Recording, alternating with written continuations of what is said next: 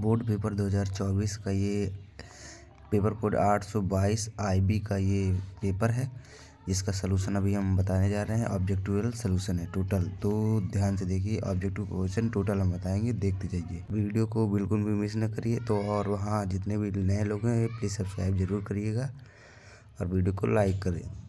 तो हम सलूशन करने जा रहे हैं। पेपर कोड 822 IB का है, तो गणित का पेपर था। 928 पेपर संख्या है, तो इसको हम आज सलूशन करने जा रहे हैं आगे। इस बार पेपर दोनों तरफ दिए हैं, इंग्लिश और हिंदी दोनों मिक्स में है। तो हिंदी देखते हैं। यूपी बोर्ड क्वेश्चन पेपर है। तो ये पहला क्वेश्चन है, यदि 65 और 177 का HCF 65 और इतने के रूप में व्यक्त किया जाए तो P का मान क्या होगा। तो क्वेश्चन फिर से पढ़ देता हूँ। यदि 65 और 117 के HCF को 65 माइनस P 117 के रूप में व्यक्त किया जाए तो P का मान क्या होगा। तो यहाँ पास इसका ये पहले वाले क्वेश्चन है, जिसका ये पहला क्वेश्चन है हमारा, जिसका ये आंसर होगा दूसरा नंबर। ये पूरा हमारा टोटल का टोटल आंसर है दूसरा नंबर। तो अब आगे बढ़ते हैं। तो यहाँ पास दिया है क्वेश्चन 210 45 का मान क्या होगा। तो यहाँ पास हमारा क्वेश्चन का आंसर होगा C नंबर। आगे बढ़ते हैं अगले क्वेश्चन की ओर। तो 15 18 24 का LCM क्या होगा। तो यहाँ पास LCM इसका होगा 360। अगले क्वेश्चन की ओर बढ़ते हैं। 139 185 का सरलता रूप, तो ये हो जाएगा हमारा ये वाला। ठीक, इतने क्वेश्चन का हल बता चुके हैं। आगे बढ़ते हैं हमने क्वेश्चन।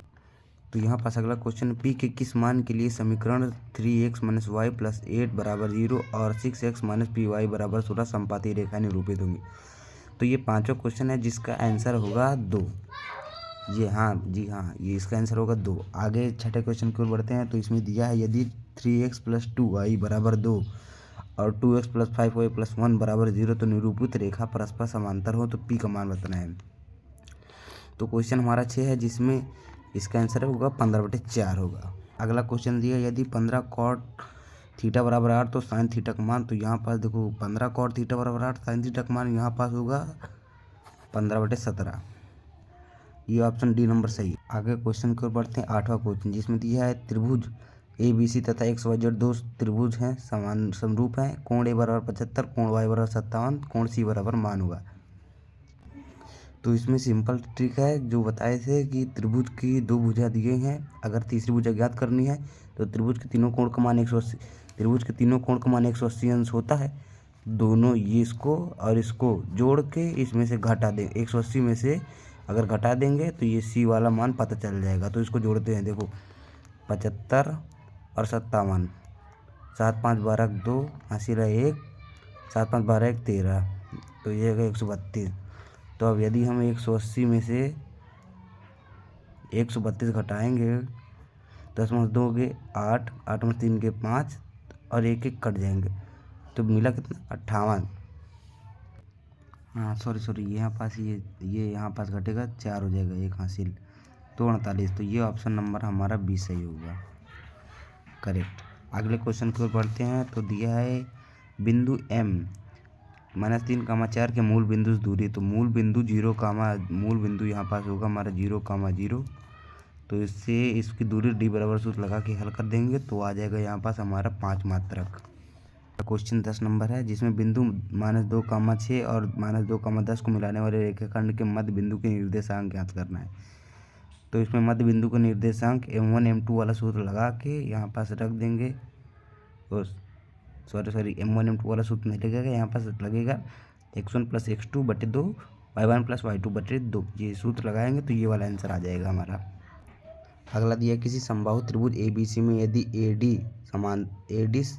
AD लंब है AD BC पे लंब है तो AD² ये पेपर में बहुत बार आ चुका है। तो ये इसका आंसर हम बता सकते हैं 3CD² होता है। अगला क्वेश्चन है, त्रिभुज ABC शीर्षों के निर्देशांक क्रमशः 7,5, 5,7 और -3,3 है। यदि BC का मध्य बिंदु D है तो AD की माप पूछा है। तो यहाँ पास होगा 4 मात्रक होगा 4। अगला क्वेश्चन है, यदि sec θ = 2 तो θ का मान क्या होगा। तो यहाँ पास θ का मान 60 होगा। ठीक, यहाँ θ का मान 60 होगा। क्योंकि सेक 60 का मान 2 होता है तो सेक से सेक कट जाएंगे, थीटा बराबर 60 आएगा। अगला क्वेश्चन की ओर बढ़ते हैं। Cosec square theta minus cot square theta, फिर ब्रैकेट में 1 माइनस कॉट स्क्वायर थीटा का मान। तो यहाँ पर देखो cosec square theta minus cot square theta बराबर 1 होता है। 1 into 1 minus cos square theta बराबर पूछा तो 1 माइनस कॉस स्क्वायर थीटा बराबर साइन स्क्वायर थीटा, तो 1 गुणे साइन स्क्वायर थीटा, तो यहाँ पर साइन स्क्वायर थीटा आ जाएगा। आगे बढ़ते हैं क्वेश्चन नंबर 15। किसी लंबवृत्तीय बेलन के आधार का क्षेत्रफल 9 पाई सेंटीमीटर स्क्वायर है, तो इसके आधार की त्रिज्या है, तो इसके आधार की त्रिज्या 3 सेंटीमीटर होगी। अगला क्वेश्चन 4 सेंटीमीटर वृत्त वाले त्रिज्या वाले वृत्त के अंतर्गत खींचे जा सकने वाले वर्ग का क्षेत्रफल, तो यहाँ पास होगा 64 सेंटीमीटर। आगे 17 नंबर क्वेश्चन है। तो ये इसका माध्य निकालना है। ये वर्ग अंतराल दिया है, बारंबारता दिया है, इसका माध्य निकालेंगे। इसका आएगा 6.6 आएगा, ये कई बार बता चुका है।